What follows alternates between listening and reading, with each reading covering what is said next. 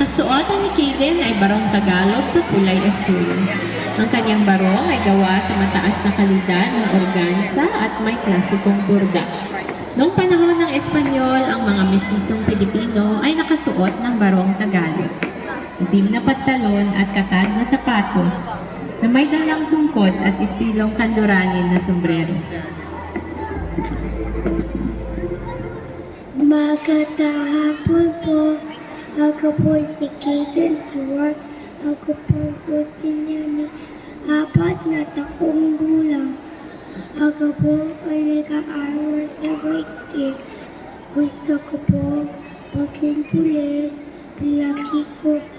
Nasa Diyos ang awa. Nasa tao ang buwa. Maraming salamat po. Maraming salamat sa iyo, Kaden. Ang susunod ay si Lourdes Deliana Lopwe.